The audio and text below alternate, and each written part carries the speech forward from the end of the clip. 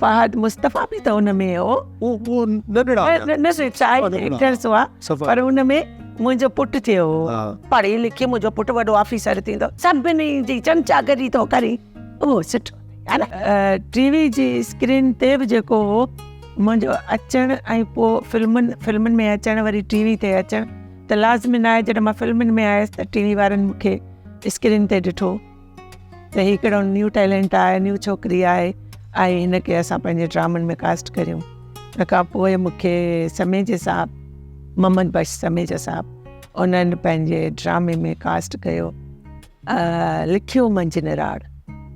अच्छा माशाअल्लाह। हा, तंहिंमें जेको सो नवाब मेहदी साहब जेको हो हीरो आहे ऐं उहो वॾेरो आहे पर हीरो आहे, ऐं नूर मोहम्मद लाशारी साहब, साकी साहब, ऐं इहे तमामु हिकिड़ा लेजेंड ऐं वॾा आर्टिस्ट। अच्छा, हिकिड़ो सीरियल तव्हां कयो, उन में मां बि हुयुमि, ज़िंदगी ओलड़ा। ज़िंदगी ओलड़ा, उन में तव्हांजो बि माशाअल्लाह जी जी कॉन्ट्रीब्यूशन तमामु घणो हुयो। मुंहिंजो पहिरियों ई सीरियल हुयो, जी जी, ऐं उन में तव्हां मुंहिंजी भेण थिया हुयो, ऐं बिल्कुलु उन में मरहूम मोहम्मद यूसुफ असांजो वाले साहब थियो आहे। जी बिल्कुलु, ऐं उहा कहाणी ॾाढी ज़बरदस्त हुई, ॾाढी सुठी, अली बाबा साहब लिखी। अली बाबा साहब, बिल्कुलु। ऐं अच्छा, उन खां पोइ तव्हां बेशुमार ड्रामा कया हुते, बेशुमार सीरियल्स कया, नाटक रंग, यानी वन एक्ट प्ले बि कया, सीरियल्स बि कयूं। जी बिल्कुलु बिल्कुलु। को अहिड़ो किरदारु जेको तव्हां उन्हनि में कयो हुजे, उहो तव्हांखे यादि हुजे त हीउ कमाल हुयो?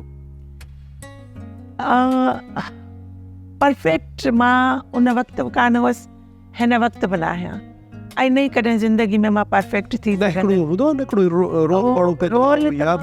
यादगार। उन में हिकिड़ो असांजो सीरियल हो धुबण, हा, उन में मां बि हुयुसि, तव्हां बि हो उन में मां अनवर सोलंकी साहब जी वाइफ थी। एग्जैक्टली। त उन में हुनजो हिकिड़ो नेगेटिव हुयो ऐं मुंहिंजो बि नेगेटिव ई हुयो, पर मुंहिंजो नेगेटिव विथ पॉजिटिव ॿई हुआ।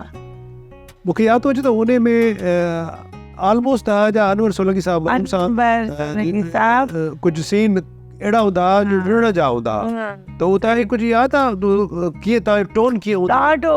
ऐं सलाउद्दीन साहब जो जेको फर्ज़ंद आहे फहद मुस्तफ़ा, फहद मुस्तफ़ा बि त हुन में हो, वो नंढड़ा चाइल्ड एक्टर्स हुआ, पर हुन में मुंहिंजो पुटु थियो। हा, असांजो पुटु थियो, नंढो चाइल्ड हुआ, चाइल्ड एक्टर। जी जी। अच्छा, उहो जेको तव्हां सां तव्हांजो जेको सोलंकी साहब सां सीन में जेको हल्को हल्को झेड़ो थींदो, उहो टोन कहिड़ो हूंदो? उहो थोरो टोन असांखे हुन अंदाज़ में करे ॾेखारे असांजे नाज़रीन तव्हांखे जी जी जेको ॾिसणु चाहियो। उहो छाहे जो सोलंकी साहब खे ऐं माना वाइफ ऐं छोकिरो अज़हर हूंदो, मंगी मुंहिंजे ख़्याल में मंगी हो, उहो पुटु थियो हो असांजो। त हुनखे चवां थी त ॿाहिरि वञे थो, कराची थो वञे पढ़णु करणु, हिनखे पैसा ॾियो, छो त हीउ पढ़ी छा कंदो अहिड़ा, त हिनखे चए हा छो हीउ छाजे लाइ, पढ़ी लिखी मुंहिंजो पुटु वॾो ऑफिसर थींदो।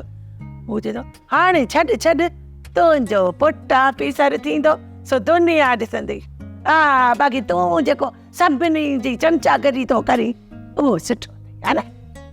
त उन हिसाब रन त ॾिस पुट जे करे मुड़ुस सां कीअं थी विड़े। मां चयो मुड़ुस जे करे छा, हुनखां मुंहिंजो पुटु आहे, तुंहिंजो कोन्हे छा? हुन हिसाब सां उहा ईअं जेको परफॉर्म कयो। बाक़ी तव्हांजा उहे रोल मूंखे अॼु ताईं कोन था विसरनि। प्रोग्राम शतरंज जा तमामु एपिसोड्स ॾिसो हाणे HD क्वालिटीअ में।